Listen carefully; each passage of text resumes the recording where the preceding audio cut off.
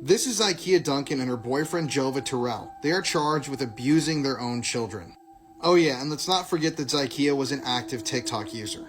So on TikTok, Zykia wanted to seem as normal as possible. She was always posting videos of her children, posting videos of her life. And if you watched her TikToks, it really did seem like she had a happy family. I mean, check out this video of her and her kids dancing. Obviously, this isn't the original music, but they do seem like a happy family. Well, in October of 2022, Zykia's two 15-year-old twins were captured on a neighbor's surveillance camera banging on their door asking for help.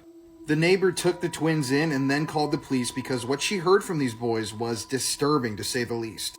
According to the twins, their mom had kept them locked in a laundry room with zip ties and handcuffs, and had been forcing them for months to drink bleach and other cleaning products, basically torturing her own kids. So after she found out about this police report and found out that the police were coming, Zykia and Jova went on the run. And Zykia took 5 of her kids with her, which issued a statewide Amber Alert. Thankfully though, they were captured shortly afterwards in Louisiana and were then extradited back to Texas. But Zykia didn't have a perfect past, and in fact, in 2019, she was previously convicted of cruelty to a child. These charges stem from an incident in Louisiana where she completely deserted a child. Now, it's unclear if that child was her child or who the child was, but obviously she should not have been around kids. There was also a disturbing court document that emerged after her arrest which showed that 10 years prior, one of her children, who was then only 5 years old, was taken to the hospital after they showed up to school with burns on their hands, feet, and private parts. So this abuse had been going on for over a decade. And after some examination, it showed that those burns came from scalding hot water and that the child also had bruises all over their body.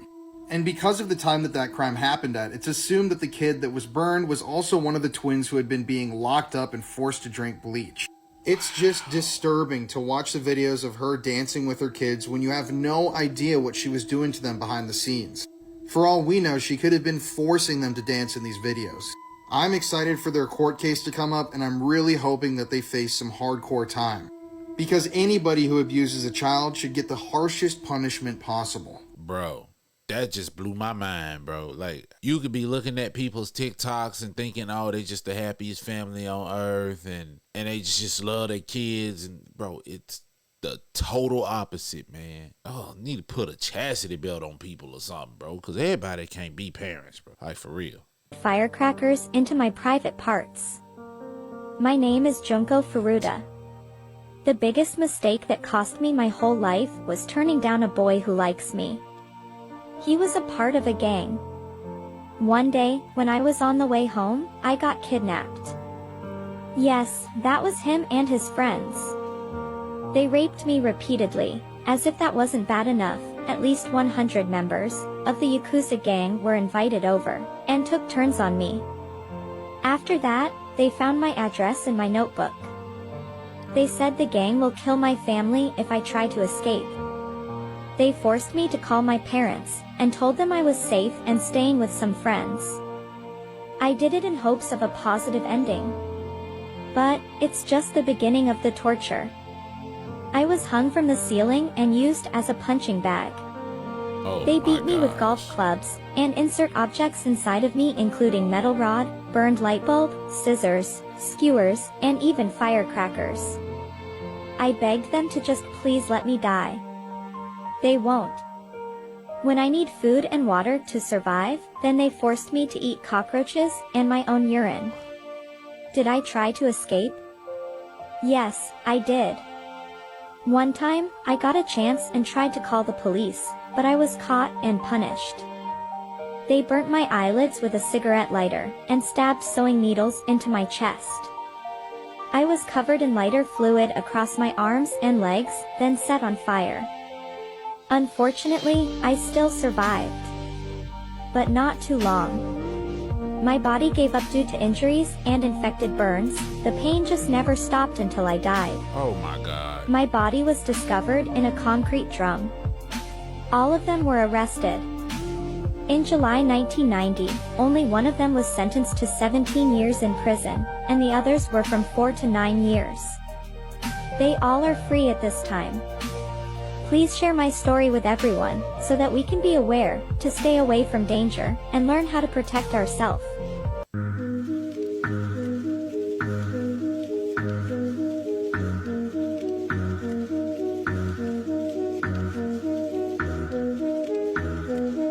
Bro, the part that got me when she said, unfortunately, I still survived. Bro, she endured that much pain and still survived, bro. Bro, the emotional damage that was done after that, bro. And the pain she was still in, man, that's crazy, bro. The sheriff described Joshua as pure evil, saying that the officers involved in the case were even affected by the gruesome things that this monster did to his daughter. The details of this murder are indescribable. Every officer involved in this case is feeling the effects of what happened to this child. There is no logical answer to explain why this man did what he is accused of doing. Our hearts and prayers are with Zaria's mom and her family. Joshua was charged with capital murder, along with other serious charges. But despite having confessed to the crime, he actually pleaded not guilty, forcing Zaria's family to sit through a trial. The jury selection is underway in that capital murder trial, and as you can well imagine, this is going to take a while. This trial is slated to go for at least 6 weeks. This is video of Burgess as he walked into that Union County courtroom, the judge allowing our cameras there to take these shots just before jury selection this morning, as this man is on trial for his life. The trial began in May 2022. With the prosecution describing the crime as an especially heinous, atrocious, and cruel killing of an innocent child. After 3 weeks of trial, the jury only took 3 hours to deliberate and find him guilty of first-degree murder. He was sentenced to death by lethal injection and also received a minimum of 76 years in prison for the other offenses. Following the sentencing, the sheriff released a statement saying, "Burgess stole Zaria from her friends, family, and local community. While we know Zaria is forever gone to us, we hope that today's verdict helps bring some closure to Zaria's family and friends, and we will continue to keep them in our prayers each day." Now, while this case is truly tragic, it's sadly not the only one of its kind. Damn. Bro, you gotta be super sick in the head to torture your own daughter for 22 hours until she dies, bro. What is wrong with people, bro? I don't get it. This video is about a half-hour-long video that supposedly was sourced from a VHS tape that was found in the late 1980s or maybe even early 1990s. It was dubbed and redubbed for circulation and sale among bootleg collectors, often under the table at horror conventions or through mail-order tape trading communities. As you might find around the jaw, it might be left there. Okay, so when you bring out the jaw, so I'll show you later. I'm in the real confidence of it. Sometimes the tape was even sold in a video compilation along with other gruesome home videos, often bearing the title, "Ensuring Your Place in Hell." So you can lose it real fast, alright? So when you find it, okay, the jaw is usually like that, around this shape, okay? It's like the source of the original footage, as well as the identity of the young man in the video, still remains unknown, even up to 3 decades later. Yeah, I don't know what's going on there. Kind of look like one of those Faces of Death scenes or something like that. Y'all remember those? In the comments and tell me what y'all think about that. I want to know what he's doing with the skull. What is he explaining? John Wayne Gacy, the killer clown, did not act alone. This TikTok series is about to blow your mind, but there's a lot of information here, so proceed with caution. The case of John Wayne Gacy, the serial killer clown, is one of the most infamous true crime stories in American history. A brief overview of the case: in the 1970s, John Wayne Gacy murdered 33 young men. He buried them in the crawl space beneath his home and his yard, and he was connected to a number of different crimes. Gacy himself gained infamy because he dressed up as Pogo the Clown on the weekends and volunteered at hospitals and children's birthday parties.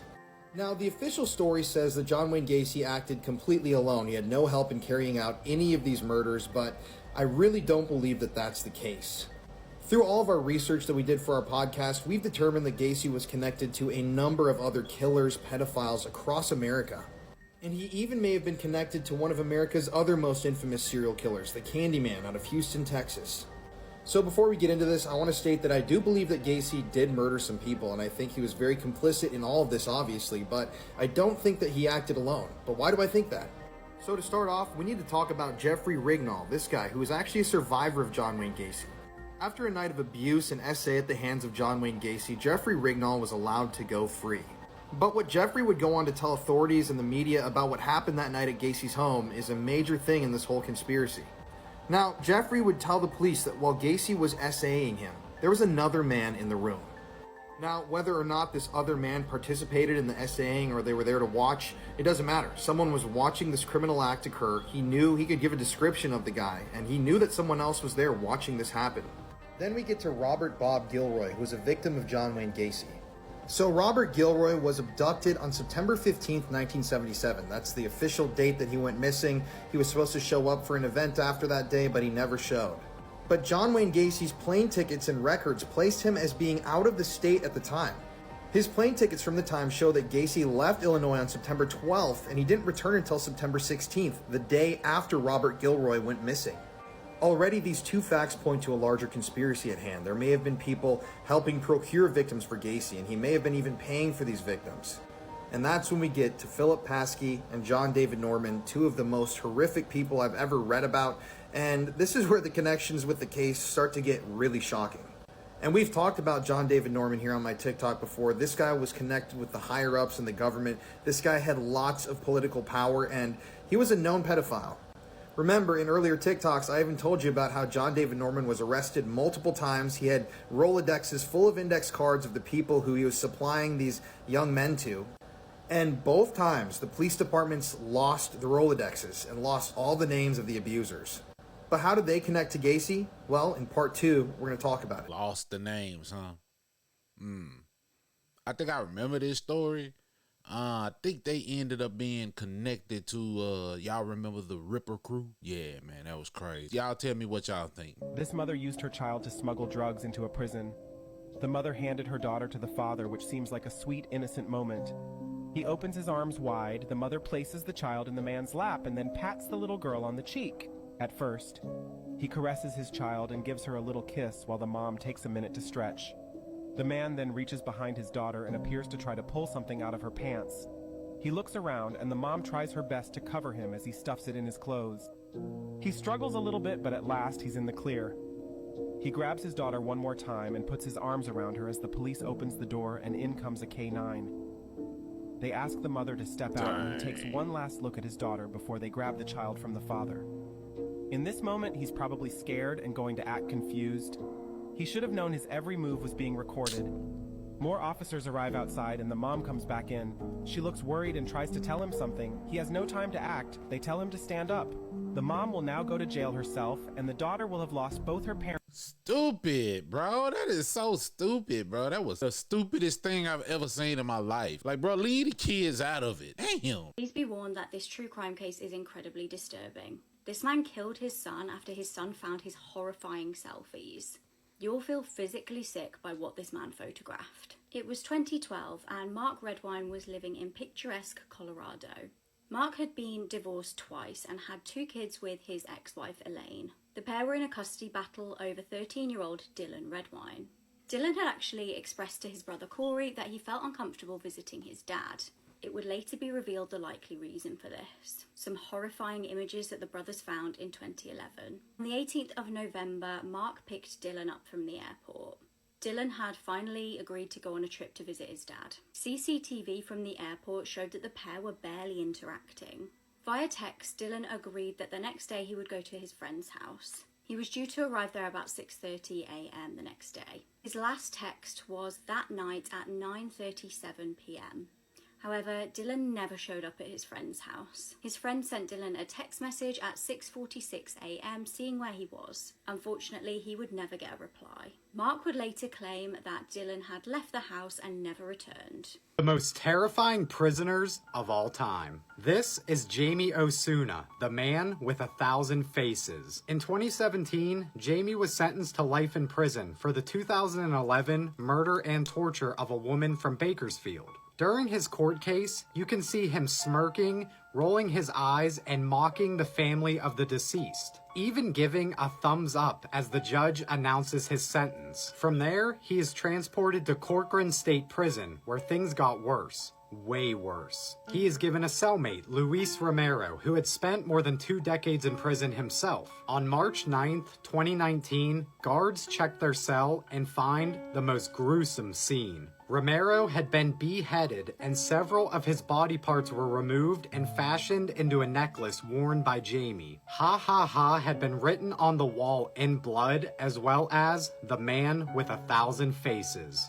Wow. Wow, bro. That just threw me for an entire loop, bro. I don't even know what to say about that one. Wow. All right, TikTok. So apparently they say a cartel hitman that was known for videotaping his torturings and decapitating his enemies was reportedly went missing. How the fuck you go missing from jail? That nigga, he got out. Yeah, no, you know, I don't put nothing past governments these days. Yeah, they was letting that boy record them. All right, guys, this is one of the worst cases on the first 48. You guys maybe have seen him, some of you not, but I give you the rundown. His name was Courtney Palmer. He's 23 years old from Tulsa, Oklahoma. Quick rundown. I remember this. This guy ends up getting shot. Mr. Courtney ends up being lured into an apartment by people, I guess, that, you know, claim to be cool with him.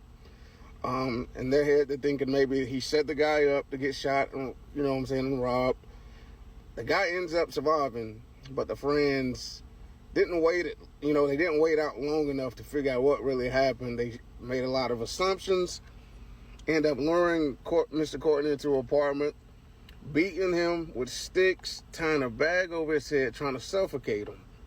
They also end up pouring hot boiling water over this man's head while he is alive. You know, you got a picture that in your head inside of an apartment, so you know it's a lot of screaming and stuff going on. Not only did they do that, like I said, they start stomping his head, and I guess he's going in and out of consciousness. End up putting his body in a bathtub and sending a girl to the store to get ice. They pour the ice on him, leave him in the bathtub. At this point, like I said, he's probably barely hanging on to life. Then they end up taking his body. Hopefully, you know what I'm saying, hopefully he was, not saying hopefully he was dead, but not knowing if he's dead or alive, basically. They take his body to another city, and they end up burning his body in a small makeshift grave. Detectives do their work. Like I say, come to find out, there's a lot of rumors that his body had been fed to a hog, but coming to find out, like I say, they found his body in a small grave. He had been burned. When they found his skull, they say his skull was fractured. So you gotta, you know, picture how much torment this guy went through alive. And like I said, coming to find out, the guy who was shot ends up saying that he didn't think that Mr. Courtney actually was involved with the case. As far as him being shot, you know, it wasn't involved being set up. But it's a very sad case, like I say, Tulsa, Oklahoma. One of the saddest episodes you've seen. And there's even videos, you know, online. You can see him talking to the detectives, not even regarding that case. But like I said, it's such a sad case. Check that episode out as well. Like I said, very sad. And basically, sounds like they killed the innocent man, tortured the innocent man. And like I said, they're both in jail, and I hope they get the harshest punishment. That's rough. To have to go through that, and you know in the back of your mind, you didn't do anything. You had nothing to do with nothing, but yet you going through this. You're being tormented up until your death, bro. And then when they take you and burn you alive, they don't even know if you still conscious or not. Didn't even care. That's rough. That's rough.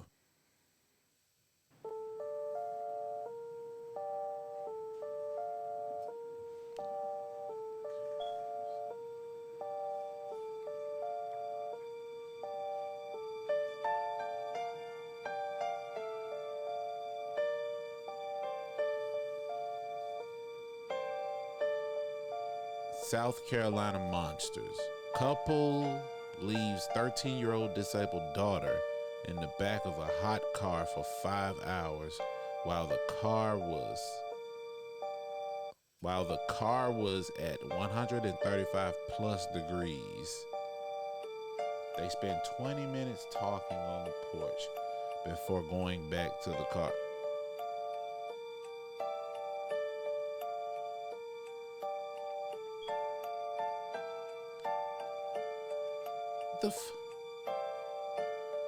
For 1 hour until 3 p.m. And they recorded it all? How dumb you gotta be. What the? Oh, look.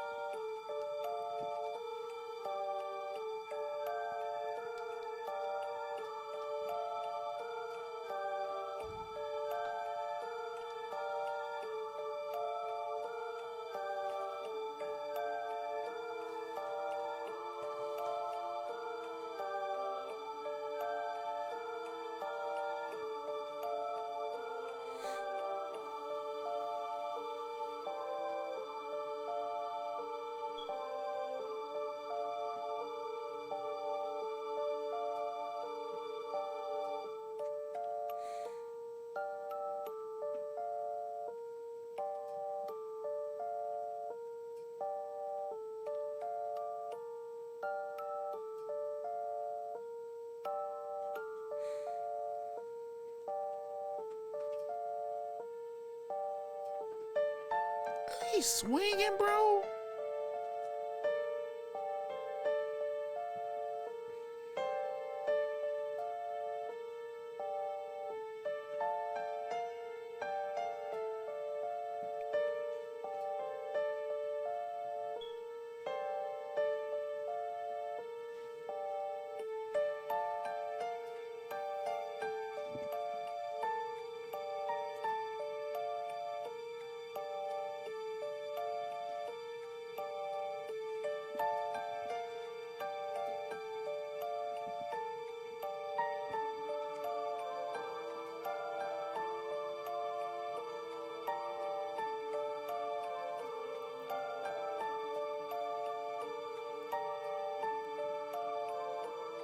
What is... Yeah, they did that on purpose. I don't care. Ain't no way you put your disabled child in a hot car that's not running and forget that she's there while standing on the porch, not even 20 feet away from her, and go back and look in the car to see if she's still... They didn't go back to check, get her out of the car. They went back to check and see if she was still breathing, and they realized she was still breathing, and then they said let her stay for a little longer. Bro, that is some sick stuff, bro. They are monsters, and I hope they in jail for life, bro. This next story has to be, without a doubt, the worst execution torture I've ever read about. The very unlucky, unfortunate man to get this execution torture was this guy, Dolja George. In the late 15th, early 16th century, he led a peasant revolt against the Kingdom of Hungary. But his revolt failed and he was eventually caught by the nobility. Now the gruesome part. They placed George on an iron throne and they started heating that iron throne, that iron chair, until it was red hot and it started to cook his flesh. They then placed an iron crown onto his head, and like the chair, like the throne, they started heating it until it was cooking his head. And then they put an iron scepter into his hand, and like the crown and the throne, that was also heated until it started cooking his hand. As he's still alive and cooking, they bring in 12 of his most closest followers. They then took red-hot iron pokers and started stabbing his skin, tearing away at his flesh. They then give his followers that are watching this an ultimatum. They were then ordered to start eating alive their leader who was cooking in front of them. If they obeyed, they would be set free. If they refused, then they would be butchered where they stood. The other followers, scared of being hacked to death, then obeyed and started eating alive their leader. Oh, I forgot to add that before his followers started eating him alive, they also brought his brother in front of him and butchered him right there. So, what do you think? Is that the worst execution torture you've ever heard of? I hope you found that interesting. I know it's very dark and gruesome, but it is still history.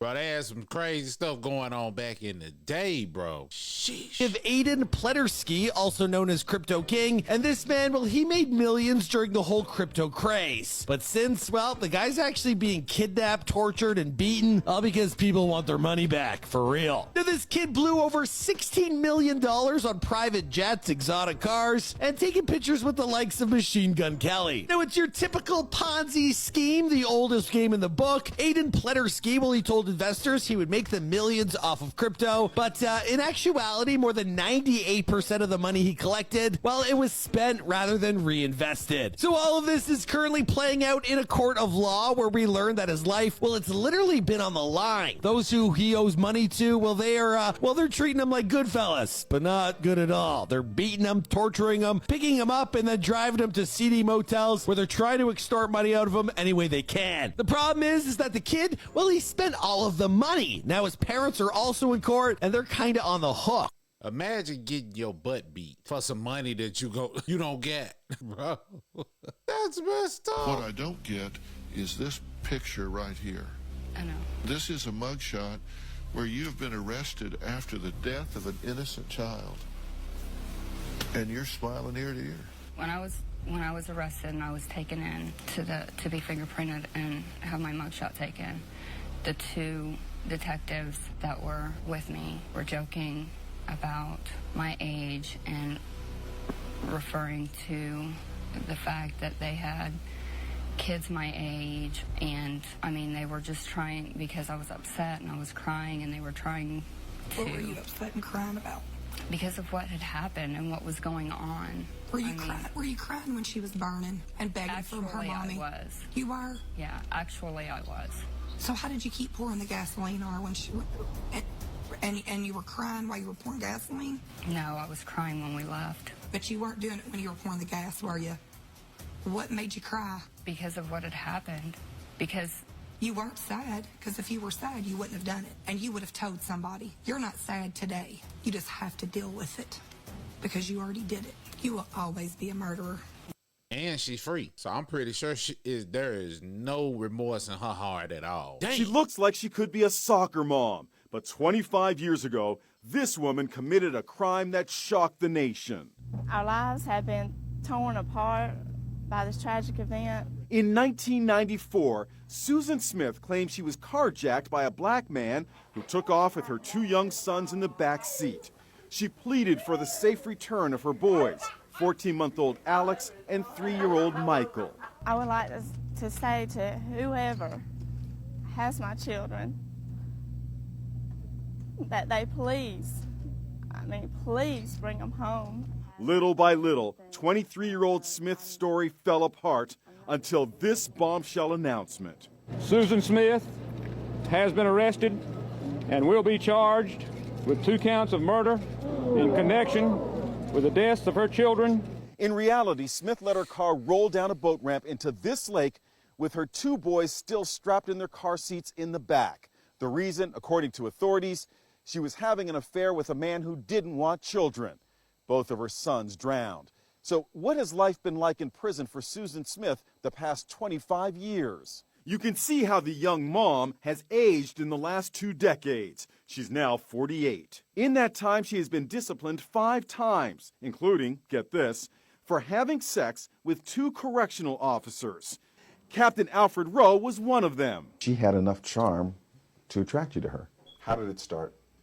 Her approaching me at about 3 o'clock one morning. She was an inmate. Telling me that she thought I was the nicest officer there, and that she was lonely, and things just escalated. Rowe told me he had only one sexual encounter with Susan Smith, but it was enough to cost him his job. I get a phone call not to come back to work. You were fired. Yes. Did you lose your pension? Did you lose everything? Yes. Lost it all. What do you want people to know about Susan Smith? That she's a manipulator and good at it. You make it sound as though she played you like a fiddle. She did. Smith is said to be haunted by memories of her little boys. She's a tortured soul, one source. Bro, as a correctional officer, you already knew her charges. You knew what she was in there for. You knew what type of mindset this woman had. You fell for her because you was just a horny little toad. That's what that was. You was a horny little toad and you couldn't take it. And you just went in and you thought you wasn't going to get caught. That's what it was. He thought he wasn't going to get caught, but he got caught. Serve both of them right. My name is Dennis Rader, also known as BTK, short for Bind, Torture, Kill. From 1974 to 1991, I unleashed a reign of terror in Kansas, committing a series of horrifying crimes that gripped the community. My targets were often women and families, carefully selected and stalked. I would bind them, subject them to unimaginable torture, ultimately snuff out their lives using various methods like strangulation, suffocation, and other means.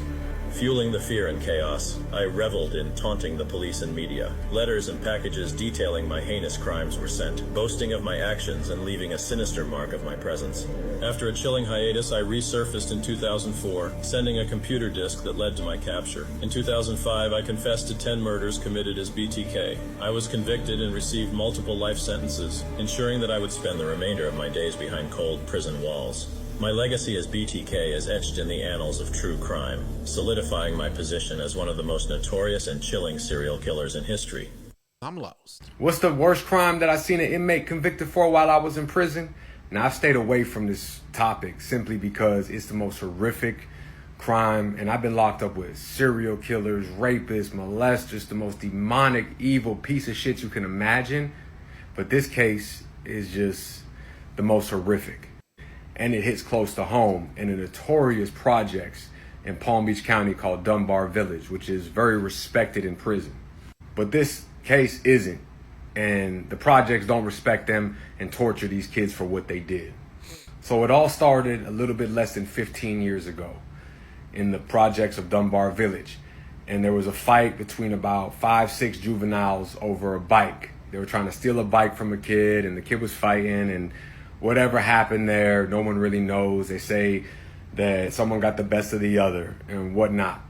But it wasn't over there. So later on that night, multiple juveniles went to the house where they tried to originally steal the bike from, made them open the door at gunpoint, and proceeded to rape the mother. Yes, the juveniles, the dudes that are under the age of 15 and 16, are raping this guy's mother in front of their son, who is also a juvenile, at gunpoint. But it doesn't stop there. They then take the gun, point it at the young juvenile, and make him have sex with his mother in every way possible to straight humiliate and destroy their lives. Then, as they leave, they throw ammonia and bleach and all types of chemicals on every part of the body and house that they touched while there. This is kids under the age of 17 doing this. So the cops come, once they're called, immediately they find enough evidence of witnesses, and they lock up 2 of the ones that were mainly involved through DNA and other ways of getting them, right? So fast forward, they get a life sentence. I think one tells and gets like 75 years. And I'm in prison with one of them who got the life sentence. And Palm Beach County, especially Dunbar Village, T-Ave, a few other, like a lot of spots, Riviera, they stick together hard. And they're respected in prison, and they did not respect this. And they would beat the living shit out this dude, slice him, stab him, poison his food. I mean, he had it bad in prison. But a law was passed in Florida where if you're under the age of 18, when you commit your crime, they say your frontal brain isn't fully developed and you can't be sentenced to life. So I remember I'm in confinement and he's across the wing in confinement telling everybody, fuck you, I'm about to get 20 years, I'll be out this bitch before all. He's laughing about this shit, this sick demonic piece of shit. I remember within 3 weeks he comes back from going to outside court in Palm Beach, and the judge was like, well, I can't give you a life sentence, so I'm going to give you 45 years. He came back looking sick, thought he was going to get over on the system. Damn. The reason why, being around serial killers and just pedophiles, the worst, just demonic evil entities that walk this earth, the reason why this is the worst is because these are young kids doing this to another young kid. And it is the worst and most vile thing you can do. And how does a kid even think to do this? Well, first of all, you answered your question. Kids young, they don't have the mental complex to even know that what they're doing is considered wrong, especially if you grow up in certain environments. And when you grow up in certain environments as kids, you're influenced by what's around you. So them doing that, they thought was cool. They literally did this not knowing that their whole apartment complex or the brotherhood in the apartment complex was going to turn their backs on them. But they soon found out real quick, right? But it's crazy, man. But it makes me wonder, is this story even real? And if it is, y'all get in the comments and let me know. You may have heard that BTK is back in the news. For those of you who don't know, BTK stands for Bind, Torture, Kill. It's the name that Dennis Rader gave himself. He's a serial killer who killed at least 10 people. He was charged with 10 murders. Between 1970s and 1990s, he was caught in 2005 and he confessed to those 10. However, recently, this past year, the police reopened a lot of cold cases that they think they can connect to Dennis Rader. Police have said that he is the prime suspect in several cases, specifically the 1976 disappearance of Cynthia or Cindy Kinney, who was 16 years old, and she disappeared from a laundromat in Oklahoma. There's evidence in Dennis Rader's journals that they now think could be connected to the case, and they also have drawings, which I'll tell you in a minute. There's also the case of Shauna Garber, 22 years old, whose remains were found in 1990. Police suspect that Dennis Rader also might be responsible for her murder. So recently, police went to go search Dennis Rader's former home in Park City, Kansas. And even though the property had been demolished, they believed that he may have dug and hidden evidence underneath like a shed area. So they were digging up and they actually found multiple items of interest, including a pantyhose ligature and possible trophies that he had collected from victims. Recently, police also released these pictures of drawings that Dennis Rader had made. He made dozens and dozens of drawings, but they released these specific ones because they're hoping that the public can help identify the victims and the specific location. The pictures are really disturbing, but they show victims who are bound and they're being held captive in an old barn. In 1976, shortly after Cindy Kinney had disappeared, police received an anonymous tip from a man who said that Kinney's body could be found in an old barn that was under the state line. But this lead was never investigated until now. Police are hoping that there's something specific, some details in these drawings that might jog somebody's memory and help them sort of find out where he possibly has buried victims. Bro, that's crazy. They kept finding people after they had got him, bro. That's crazy. That's typically how the serial killer murders go, bro. Wow. Hey, if you like what you saw, make sure you like, comment, subscribe if you haven't already, man. And go to the Discord. Join, send me videos that you want to see me react to, man. But until next time, folks.